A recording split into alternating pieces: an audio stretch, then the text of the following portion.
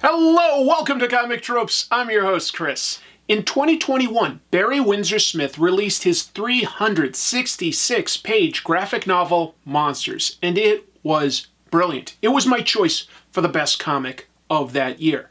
It was also the first new comic book work he had done since A Few Wolverine pages 20 years earlier. And as perfect as a story as Monsters is, Barry Windsor-Smith actually told a very similar story back in the early 90s with Wolverine. I'm talking about Weapon X, a story that, just like Monsters, involves its protagonist being twisted into something less than human, being experimented on by some cruel scientists who disregard the subject's humanity, treat that individual as just a test subject. I want to talk today about this definitive Wolverine story, but I also want to tell you some of Barry Windsor-Smith's work history and analyze some of his stories so that we can understand his techniques a little bit better. Before I go too far, I do want to plug myself. I have a cover for Vampirella that's available. The link to get that is in the description below. It's only available for a limited time. It's only available at that link. I'd really appreciate your support. I want this to be a success, and that's enough about me. Without any further ado, let's talk about Barry Windsor-Smith. Barry Smith was born in London, England in 1949 and had an interest and appreciation for artwork in its many forms. He didn't discriminate between paintings and comics, telling Comic Book Artist magazine that, quote, "I have been interested in all forms of graphic art since childhood. At the same time I was copying Wally Wood cartoons from Mad Magazine, I was also copying Leonardo da Vinci. I perceived little difference between what is called fine art and what is considered otherwise." Smith is referring to Jack Kirby and grew up a big fan of Marvel Comics. After obtaining degrees in industrial design and illustration at East Ham Technical College, Smith produced his first published work in 1967, doing pinups of Marvel characters in British reprint magazines of Marvel Comics called Terrific and Fantastic. In 1968, he submitted sample pages of artwork to Marvel and received an encouraging reply from Stan Lee's assistant, Linda Feet. That summer, he flew to New York to meet with Marvel in person, and by early 1969, Stan Lee had assigned him his first work with the company, illustrating X-Men issue 53. Soon, he was filling in on books like Daredevil and Avengers. According to Smith, quote, "Stan loved my stuff because although it was pretty amateur and klutzy, it had the essence of Jack Kirby about it, and that was what sold Marvel Comics in those days." As the 70s began, Stan Lee began taking on more editing duties and less scripting, stepping away as writer by 1972. He handed a lot of responsibilities over to Roy Thomas, who assigned Smith jobs on Avengers and an adaptation of a Robert E. Howard story called Star the Slayer. Based on the strength of that fantasy story, Thomas and Smith teamed up to adapt Howard's character Conan the Barbarian in comics form beginning in 1970. This book was where we can start to see Smith break out of the Kirby mold and begin to shore up his style with more delicate line art. It stood out and was a hit, although printing capabilities at the time didn't allow for the amount of detail later artwork by Smith would show. In the Comic Book Artist magazine interview, Smith spoke about this period of his work, saying, quote, "Some observer somewhere said in print that I was responsible for bringing romantic art to American comics.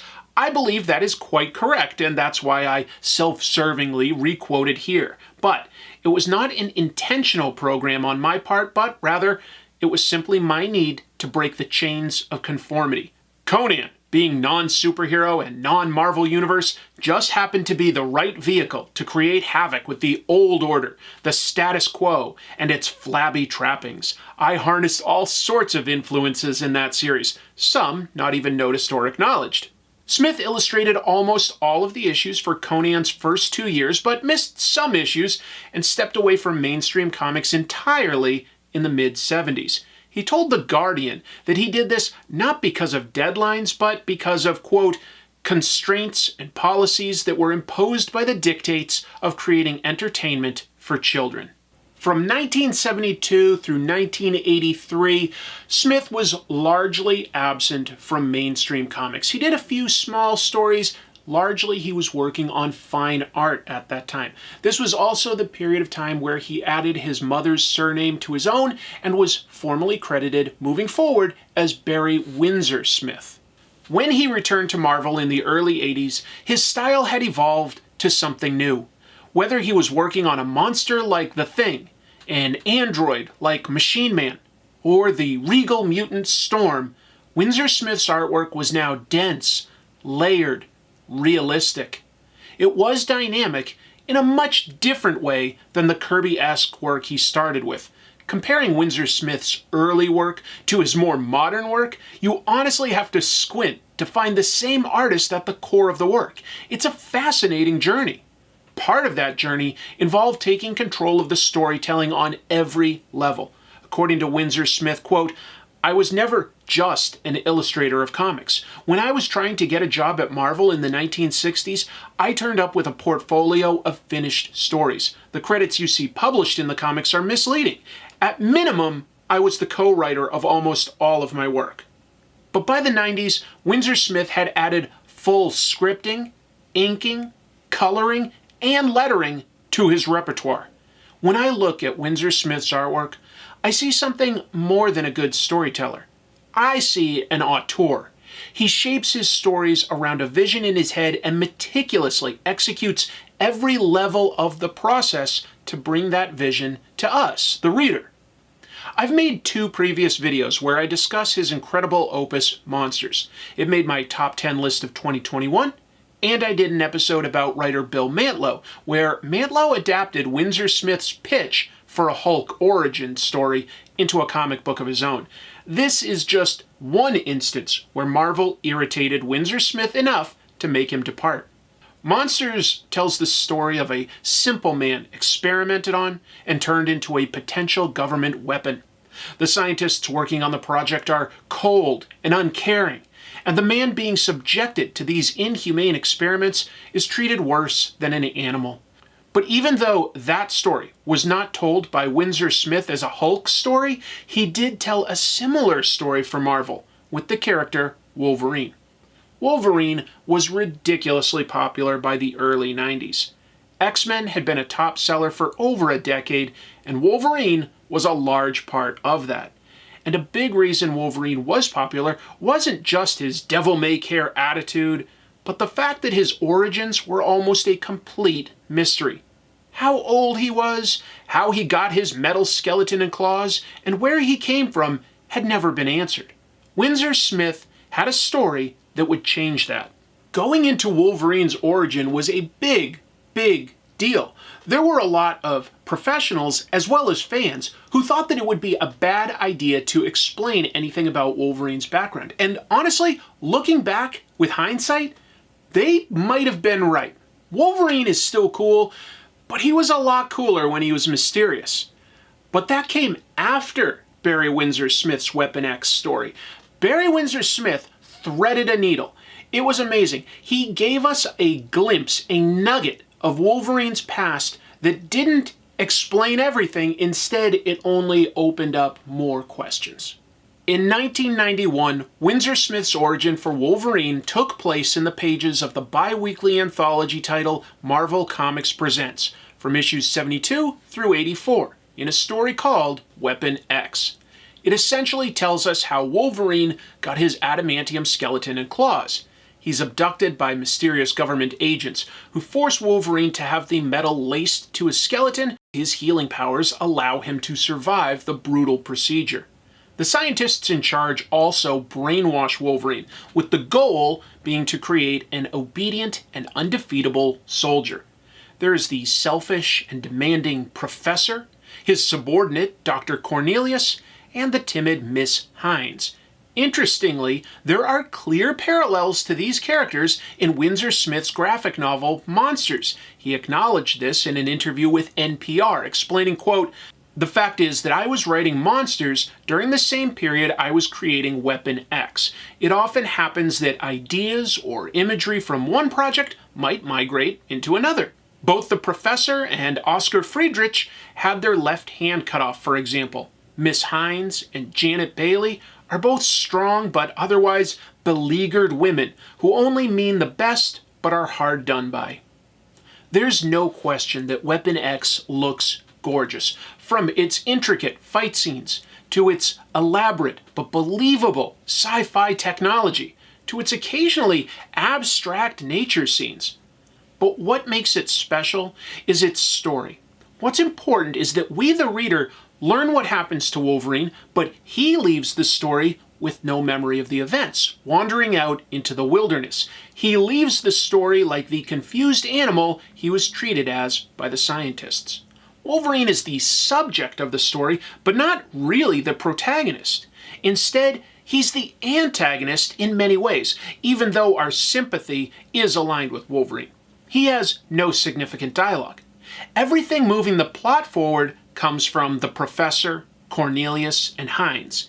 In the same way that horror villains like Jason Voorhees or Freddy Krueger are prominent and hunt down the main characters, Wolverine takes the same role in this unique story. It's just that the protagonists, especially the Professor, are truly awful, and we want to see them get their comeuppance. Wolverine rebels against his situation, and it builds to a cathartic escape. He battles soldiers, kills his captors, and overcomes being incinerated to continue on his mission of freedom. Except, we then learn it was a simulation designed to trick him. Wolverine successfully awakes from this simulation, but is unable to get revenge, settling for escape into the Canadian forests. Every 2 weeks, Marvel Comics Presents would come out with another 8 pages of the story. I suspect Windsor-Smith may have intended for this to be told as one complete story, and it works well as a collected edition. But we also lucked out with how it came out in the anthology. In a way, it mirrors what happens to the character. As in, we would wait, we'd get a little burst of information. Then we'd wait, get another little burst of information. In the story, meanwhile, Wolverine is being brainwashed. He's asleep, he wakes up and tries to come to terms with his surroundings, and then is put back into his brainwashed slumber. It's a really fascinating parallel. Weapon X is a pretty special Wolverine story in terms of moving his story forward and looking beautiful while doing so. But Windsor-Smith was burnt out on working with Marvel. In late 1991, Windsor-Smith joined the new company Valiant Comics as its creative director and lead artist. But by 1993, Valiant had adopted work-for-hire practices similar to Marvel, so Barry Windsor-Smith left.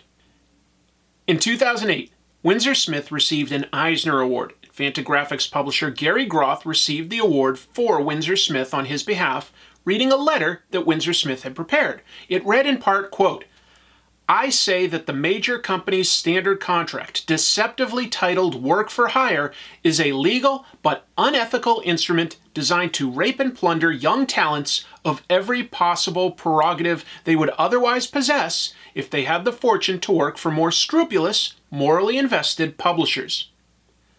Windsor-Smith then briefly worked at Malibu, creating the vampire character Rune, which even had a crossover with Conan.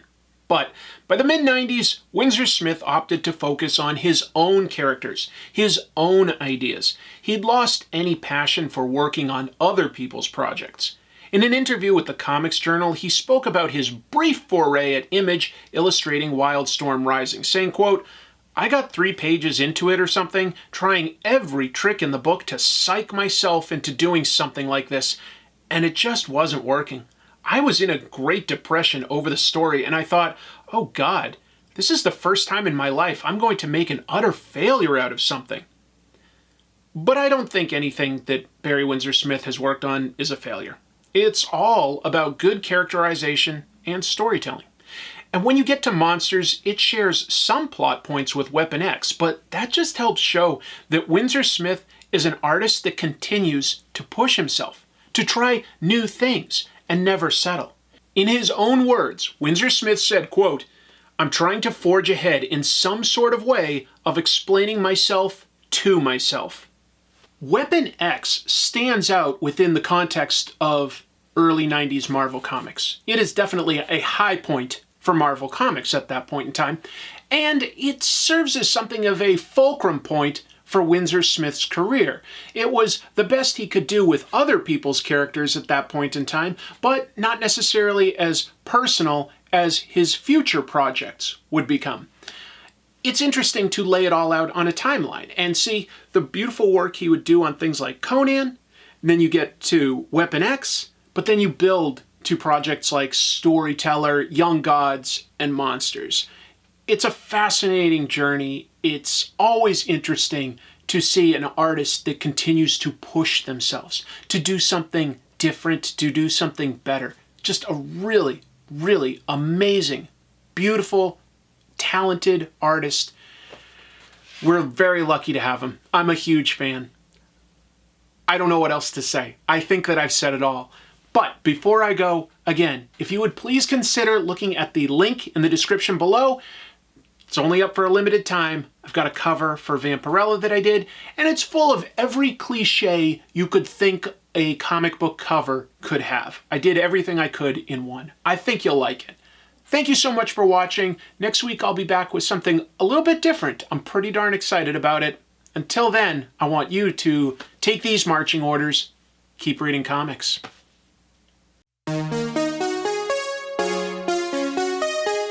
Thanks for watching this video. If you liked it, please consider hitting like and subscribe. If you'd like to support the show, there are merchandise links beneath the YouTube video, and you can always hit join on YouTube or visit Comic Tropes on Patreon to get access to special perks.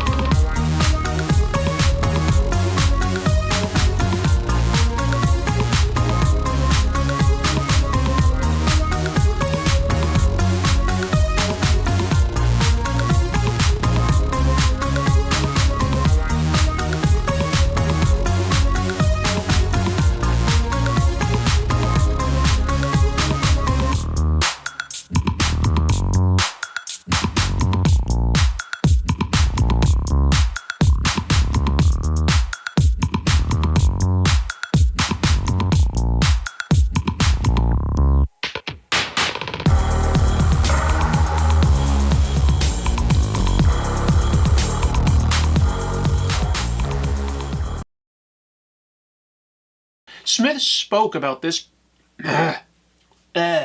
too much. Gotta